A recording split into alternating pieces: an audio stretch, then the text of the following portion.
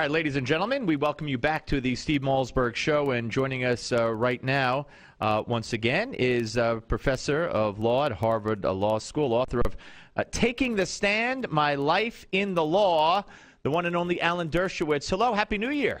Happy New Year to you, and thank you for mentioning my book. I appreciate it. It's my autobiography, and I think people will enjoy it. Well, you're going to be up here in a week or two, whenever you come to New York, and we're going to have you sit down in here in the studio with me, and we're going to go in depth on the book. I look forward to that, Alan. Thank you very much for that opportunity. But let me ask you about. I was a little surprised, pleasantly, in my case, by Sonia Sotomayor and her two-sentence statement on New Year's Eve, where she basically delayed a portion of the employer or the mandate, the contraceptive mandate in the Obamacare bill, where religious institutions would be forced to provide birth control in their health care policies. Your take on that?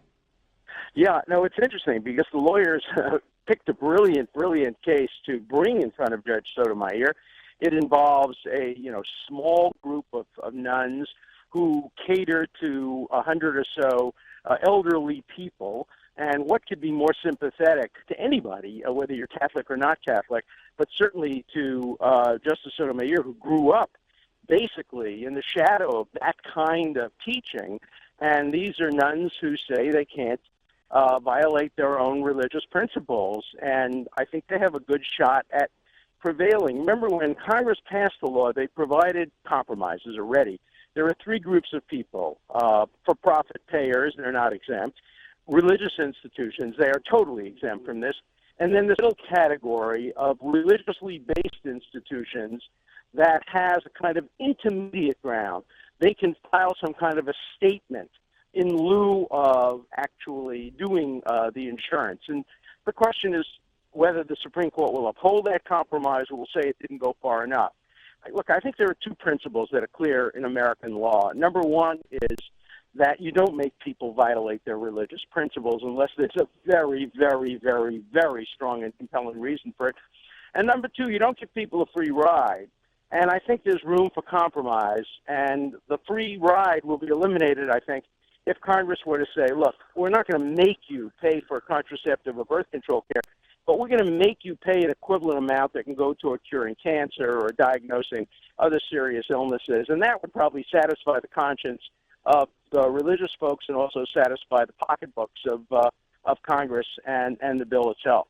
All right, and we'll see where that, of course, the Supreme Court is going to hear two other cases, one with Hobby Lobby and one with another private firm, because they believe that they shouldn't be forced to provide what they don't believe in, religiously speaking, either. Yeah, and look, the whole health care bill shouldn't be scuttled because of what is a relatively small part of it.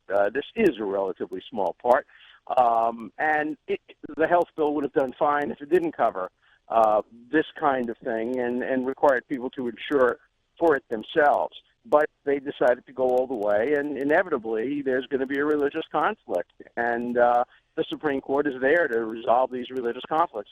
I don't know whether it will have any influence on the court, but this is a very unusual Supreme Court. It has 6 Catholics and 3 Jews. There's not a single Protestant on the Supreme Court, an institution that was all Protestant. Right. For the first, 150 years, basically, of our existence, and used to have 1 Catholic seat and 1 Jewish seat.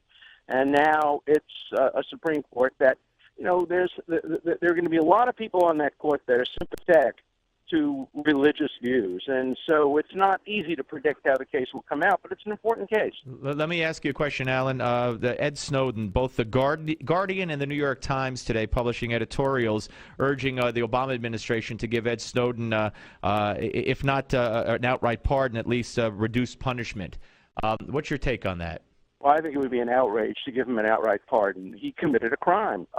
He committed a crime knowingly, and he had alternatives. There are generally a series of rules before you can be considered somebody who engaged in whistleblowing or some kind of civil disobedience. Number one, you have to cause the least amount of possible damage possible. He violated that rule.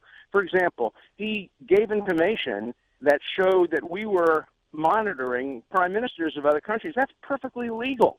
Nothing in our Constitution that protects Ehud Olmert, the prime minister of Israel, or the Prime Minister, the Chancellor of Germany, from our ears. They listen to us, we listen to them. That's business as usual. And he revealed that. And that was very embarrassing to the United States, and he didn't have to do that. It wasn't consistent with what he claimed he had to do, right. That is reveal that rights were being violated.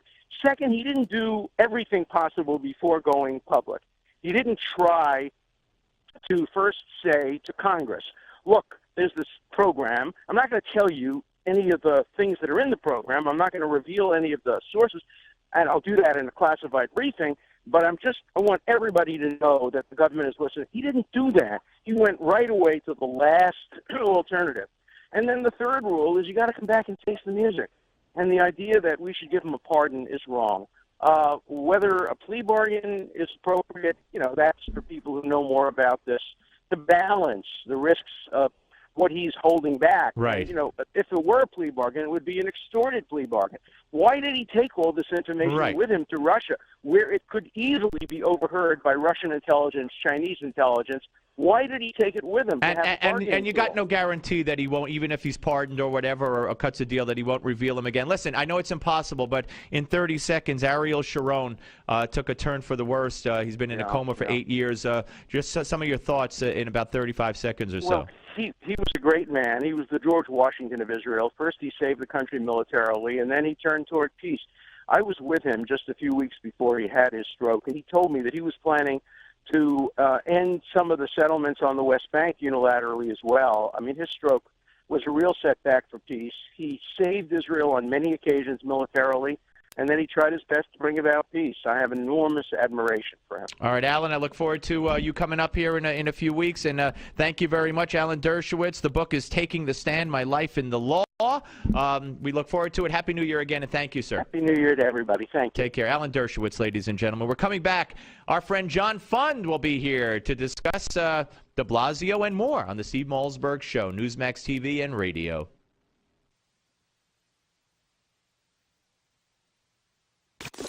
The Steve Malzberg Show.